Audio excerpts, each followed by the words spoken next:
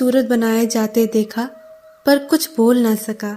उसका बस चलता तो मुलिया को कलेजे में बिठा लेता, आंखों में छिपा लेता। लेकिन घोड़े का पेट भरना भी तो जरूरी था। घास मोल लेकर खिलाए तो 12 आने रोज से कम ना पड़े। ऐसी मजदूरी ही कौन होती है। मुश्किल से 1.5-2 रुपए मिलते हैं, वो भी कभी मिले कभी ना मिले। जब से यह सत्यानाशी लैया चलने लगी है, इक्के वालों की बधिया बैठ गई है। कोई सेध भी नहीं पूछता। महाजन से 150 रुपए उधार लेकर इक्का और घोड़ा खरीदा था, मगर लरिया के आगे इक्के को कौन पूछता है। महाजन का सूद भी तो न पहुंच सकता था, मूल का क्या ही कहना। ऊपरी मन से बोला, न मन हो तो रहने दे, देखी जाएगी। इस दिलजोई से मुलिया निहाल हो गई। बोली, घोड़ा खाएगा क्या। आज उसने कल का रास्ता छोड़ दिया और खेतों की मेड़ी से होती हुई चली। बार बार सतर्क आंखों से इधर उधर ताकती जाती थी। दोनों तरफ ऊख के खेत थे। जरा भी खड़खड़ाहट होती तो उसका जी सन्न हो जाता। कहीं कोई ऊख में छिपा न बैठा हो। मगर कोई नई बात ना हुई। ऊख के खेत निकल गए, आमों का बाग निकल गया, सींचे हुए खेत नजर आने लगे। दूर के कुएं पर पुल चल रहा था। खेतों की मेड़ों पर हरी हरी घास जमा हुई थी। मुलिया का जी ललचाया। यहाँ आधे घंटे में जितनी घास छिल सकती है, सूखे मैदान में दोपहर तक न छिल पाएगी। यहाँ देखता ही कौन है, कोई चिल्लाएगा तो चली जाऊंगी। वह बैठकर घास छीलने लगी और 1 घंटे में उसका झाबा आधे से ज्यादा भर गया। वह अपने काम में इतनी तन्मय थी कि उसे चैन सिंह के आने की खबर ही न हुई। एकाएक उसने आहट पाकर सर उठाया तो चैन सिंह खड़ा था।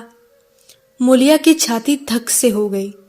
जी में आया भाग जाए, झाबा उलट दे और खाली झाबा लेकर चली जाए। पर चैन सिंह ने कई गज के फासले से ही रुककर कहा, डर मत, भगवान जानता है मैं तुझसे कुछ न बोलूंगा। जितनी घास चाहे छील ले, मेरा ही खेत है। मुलिया के हाथ सुन्न हो गए, खुरपी हाथ में जम सी गई। घास नजर ही ना आती थी। जी चाहता था जमीन फट जाए और मैं समा जाऊं। जमीन आंखों के सामने तैरने लगी। चैन सिंह ने आश्वासन दिया, छीलती क्यों नहीं, मैं तुमसे कुछ कहता थोड़ी हूं। यही रोज चली आया कर, मैं छील दिया करूंगा। मुलिया चित्रलिखित सी बैठी रही। चैन सिंह ने एक कदम आगे बढ़ाया और बोला, तू मुझसे इतना डरती क्यों है। क्या तू समझती है मैं आज भी तुझे सताने आया हूं। ईश्वर जानता है, कल भी तुझे सताने के लिए मैंने तेरा हाथ नहीं पकड़ा था। तुझे देखकर आप ही आप हाथ बढ़ गए। मुझे कुछ सूध ही न रही। तू चली गई तो मैं वहीं बैठकर घंटों रोता रहा। जी में आता था हाथ काट लूं, कभी जी चाहता था जहर खा लूं। तभी से तुझे ढूंढ रहा हूं। आज तू इस रास्ते से चली आई, मैं सारा हार छानता हुआ यहां आया हूं। अब जो सजा तेरे जी में आवे दे दे। अगर तू मेरा सिर भी काट ले तो गर्दन न हिलाऊंगा। मैं शोहदा था, लुच्चा था, लेकिन जब से तुझे देखा है मेरे मन से सारी खोट मिट गई है।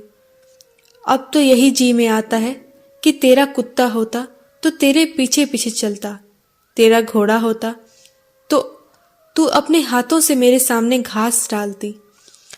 किसी तरह यह चोला तेरे काम आवे। मेरे मन की ये सबसे बड़ी लालसा है। मेरी जवानी काम ना आवे अगर मैं किसी खोट से ये बातें कर रहा हूं। बड़ा भगवान था महावीर, जो ऐसी देवी उसे मिली। मुलिया चुपचाप सुनती रही, फिर नीचा सिर करके भोलेपन से बोली, तो तुम मुझे क्या करने को कहते हो। चैन सिंह और समीप आकर बोला, बस तेरी दया चाहता हूं। मुलिया ने सिर उठाकर उसकी ओर देखा। उसकी लज्जा न जाने कहां गायब हो गई। चुपते हुए शब्दों में बोली, तुमसे एक बात कहूं, बुरा तो ना मानोगे। तुम्हारा ब्याह हो गया है या नहीं। चैन सिंह ने दबी जबान से कहा, ब्याह तो हो गया, लेकिन ब्याह क्या है, खिलवाड़ है। मुलिया के होंठों पर अवेलना सी की मुस्कुराहट झलक पड़ी। बोली, फिर भी अगर मेरा आदमी तुम्हारी औरत से इसी तरह की बातें करता तो तुम्हें कैसा लगता? तुम उसकी गर्दन काटने पर तैयार हो जाते कि नहीं?